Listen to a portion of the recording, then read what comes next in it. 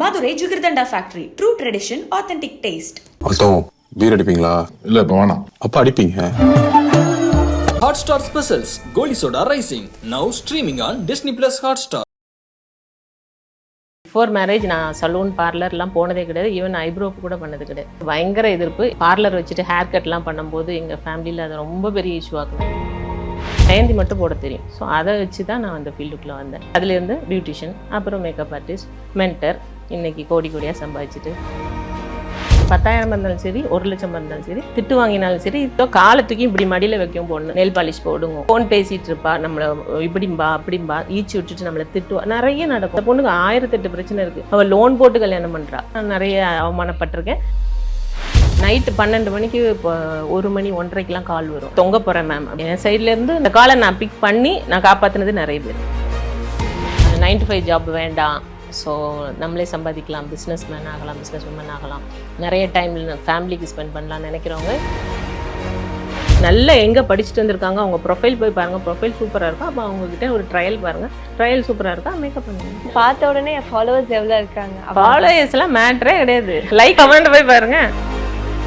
இன்னைக்கு நம்ம கூட celebrity makeup artist and makeup educator Ponni ma'am இருக்காங்க. வணக்கம் மேம்.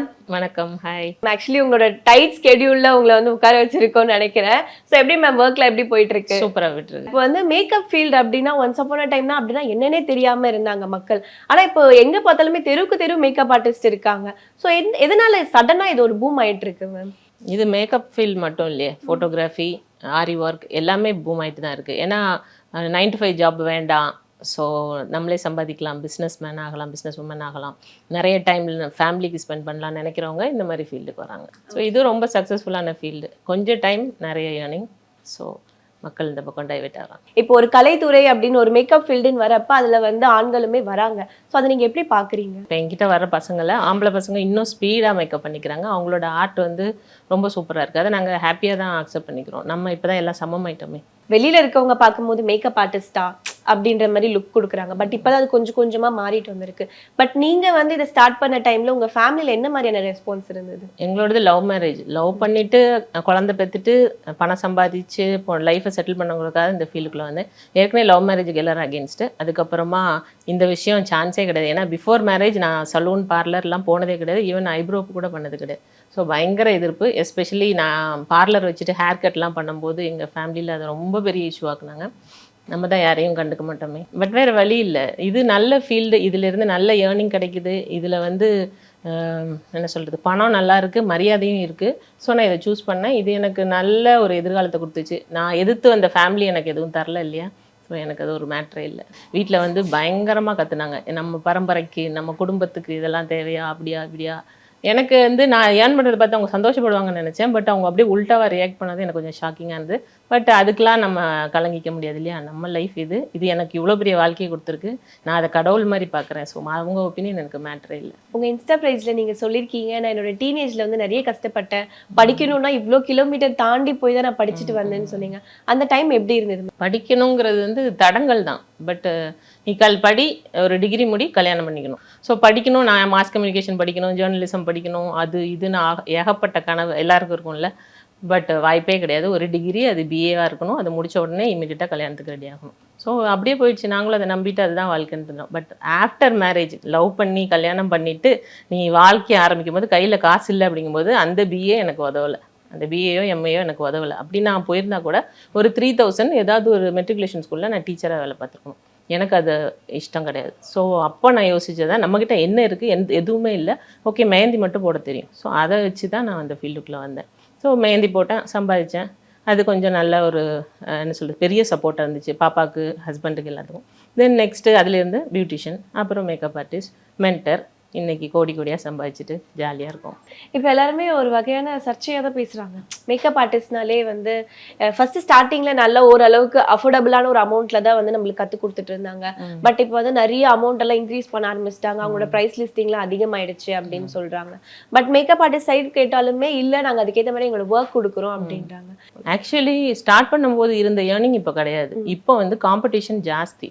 எல்லாருமே மென்டர் ஆயிடுறாங்க. ஸோ வந்து பேமெண்ட் வந்து நிறைய குறைஞ்சி போச்சு. முந்தி வந்து ஒரு 50,000 சார்ஜஸ்னால் 50,000 முழுசாக அது ஃபீஸ்.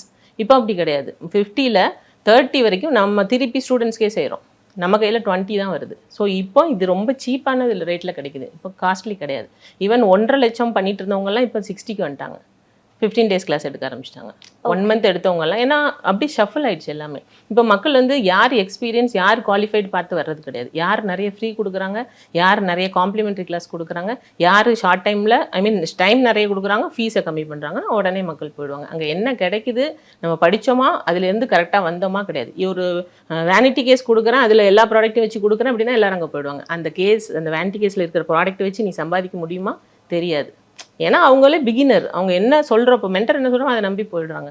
நம்ம படித்து இதை வச்சு பிஸ்னஸ் பண்ணணும், இதுலேருந்து தான் நம்ம வரப்போகிறோம், நம்ம வாழ்க்கையே நம்ம வம்சத்தையே மாற்றுறதுக்கு இதுதான் தொழில் அப்படின்னா யார்கிட்ட கற்றுக்கணுங்கிற நாலேஜ் வேணும். அதை நல்லா சர்ச் பண்ணணும்.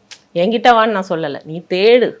யார் நிறைய பேரை உருவாக்கியிருக்காங்க, யார் நிறைய பேர் சம்பாதிக்க வச்சுருக்காங்க, யார் ஸ்டாண்டர்டாக சொன்ன வாக்கை காப்பாற்றுறாங்க, இதெல்லாம் பார்க்கணுமே தவிர இது வந்து சோஷியல் மீடியா உலகம் இல்லையா, எல்லாரும் அட்வர்டைஸ்மெண்ட் பார்த்து வாங்கி போயிட்டு லைக் அந்த பாசிட்டிவ் மாதிரி நெகட்டிவ் நிறைய ஒருத்தர் திட்டி பேசும்போது இன்னசென்ட்டான பீப்புள் என்ன நினைப்பாங்க, அந்த திட்டுற வார்த்தைகளை நம்பிட்டு ஓ இவங்க கெட்டவங்க, ஓ இவங்க இப்படி அவங்க இப்படி. இது போக நிறைய நாங்கள் சேனல்ஸில் கொடுக்குற என்ன சொல்கிறது பேட்டி கூட எங்களுக்கே ரிவீட் அடிக்கும்.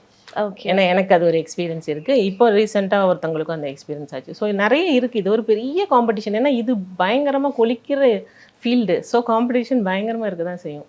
அதெல்லாம் தாண்டி தேடி கண்டுபிடிச்சி வர்றவங்க கரெக்டான இடத்துக்கு வருவாங்க. இப்போ நீங்கள் பிரைடல்ஸ்லாம் அட்டன் பண்ணுறப்போ வந்து ஏர்லி மார்னிங் எழுந்துச்சு கிளம்புற மாதிரி இருக்கும். டைமிங் வந்து பயங்கரமாக ஃப்ளக்சுவேட் ஆகிட்டே இருக்கும். திடீர்னு நைட்டு தான் லேட்டாக ஒர்க் முடிப்பீங்க, மறுபடியும் காலையிலே சீக்கிரம்.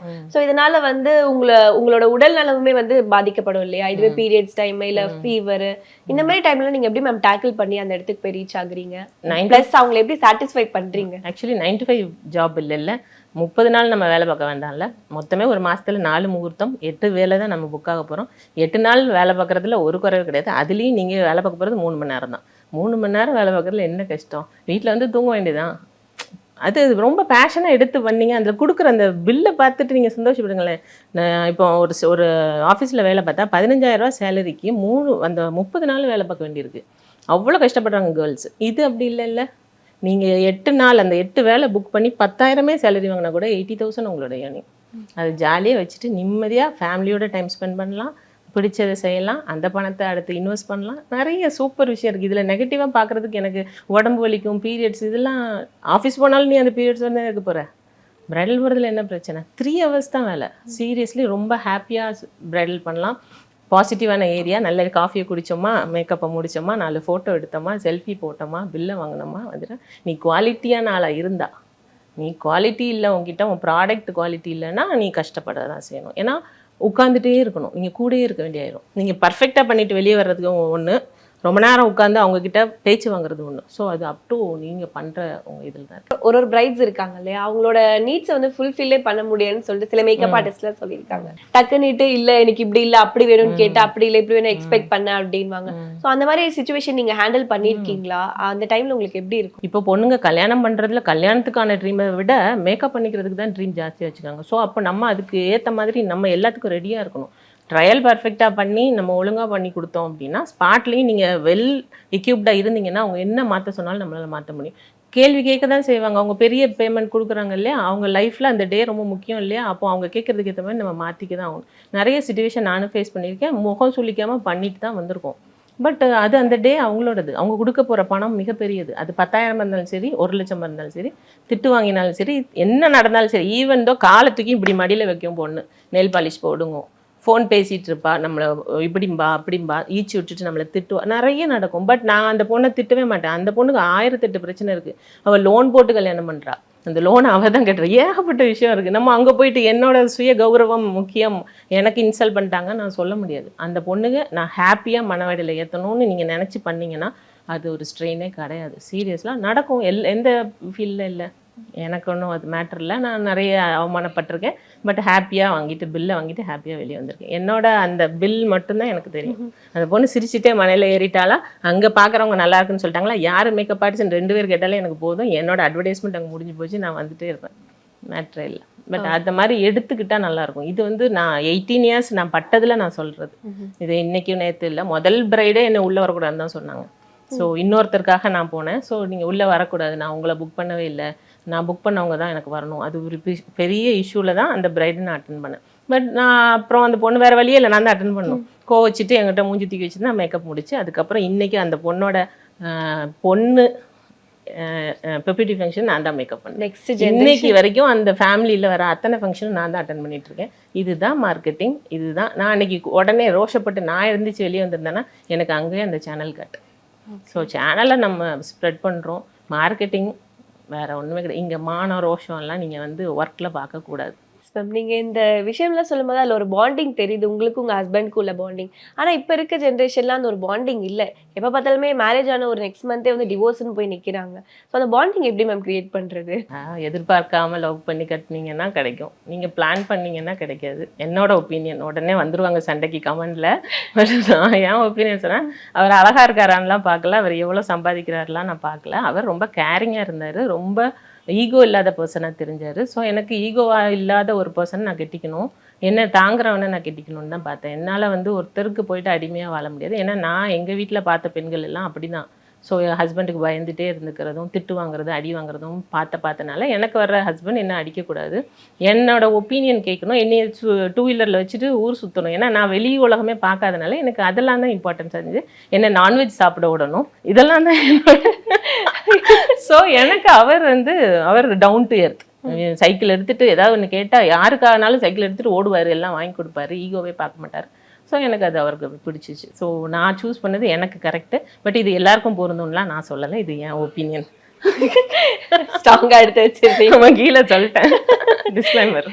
Okay ma'am. நீங்க வந்து உங்க கிளாஸஸ்ல மாஸ்டர் கிளாஸ்ல பண்ணிட்டு இருக்கீங்க. ஸோ அந்த டைம்ல வந்து உங்களோட ஸ்டூடெண்ட்ஸ் எப்பவுமே ஆக்டிவா வச்சிருப்பீங்க. அவங்களே கொஞ்சம் டவுன் ஆனாலுமே இல்லப்பா அப்படின்னு சொல்லிட்டு ஒரு கதை சொல்வீங்க. பட் அதுல அவ்வளோ மீனிங் இருக்கும், உங்களோட ஸ்டூடெண்ட்ஸே பூஸ்டப் ஆயிடுவாங்க.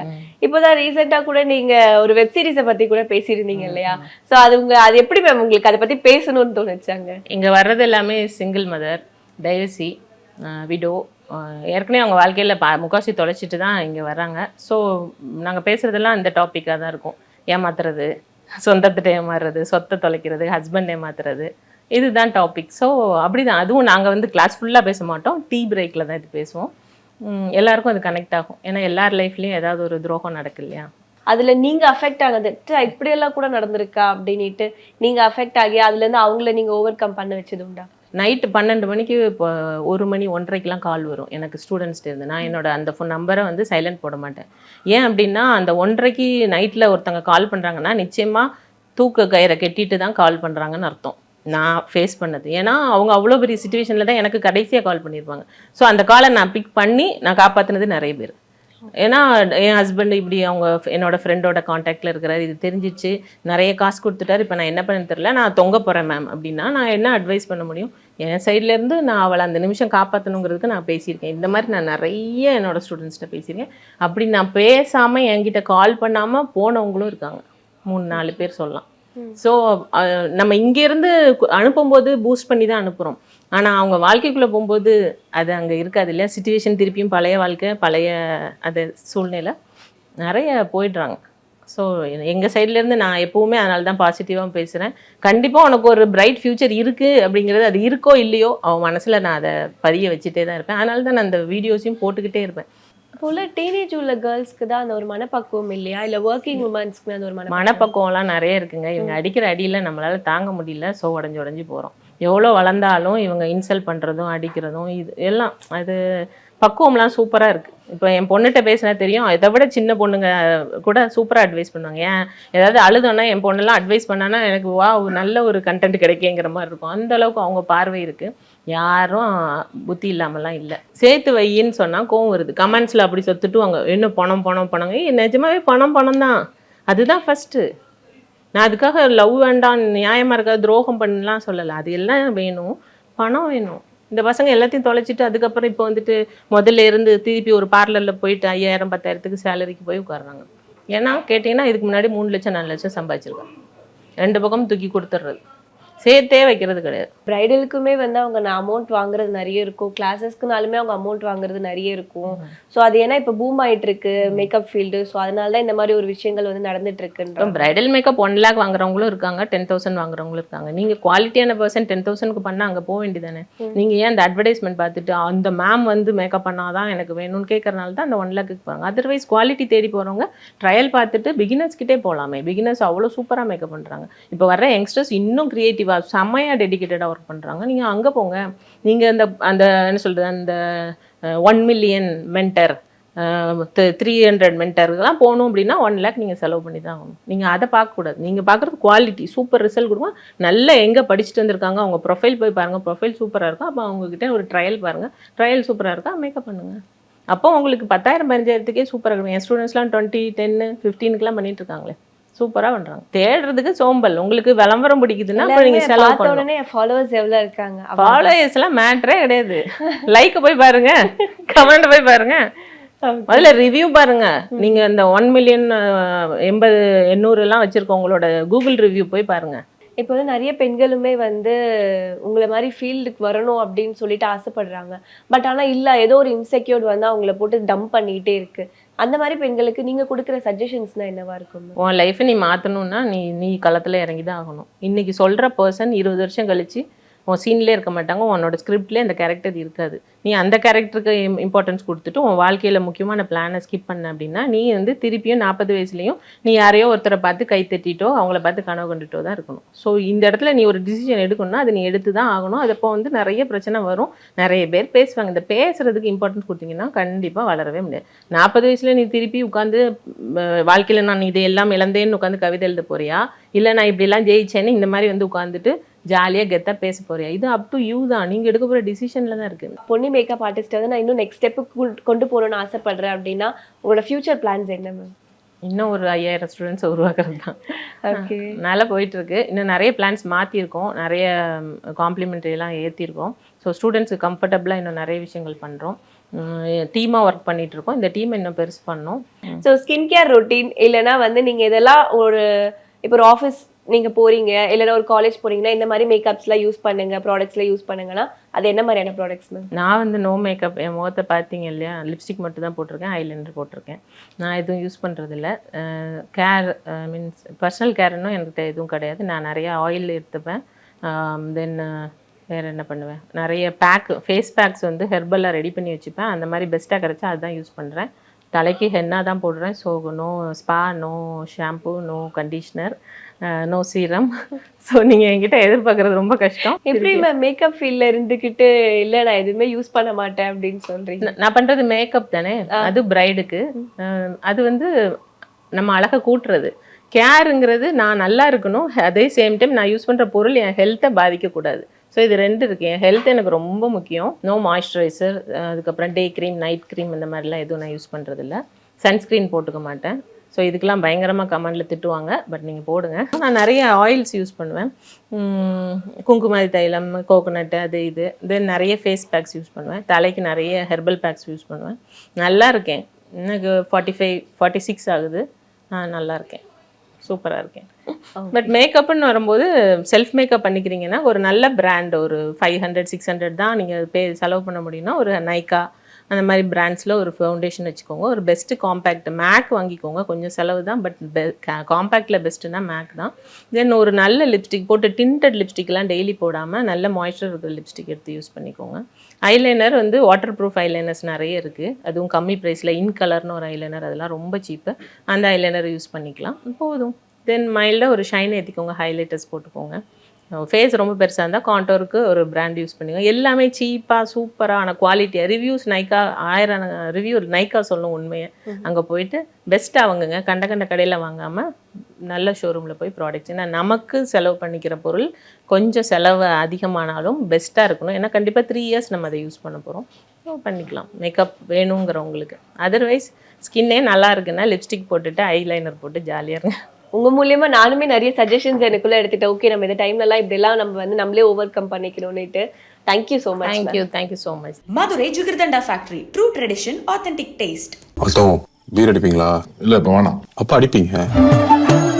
Hotstar Specials Goli Soda Rising, now streaming on Disney Plus Hotstar.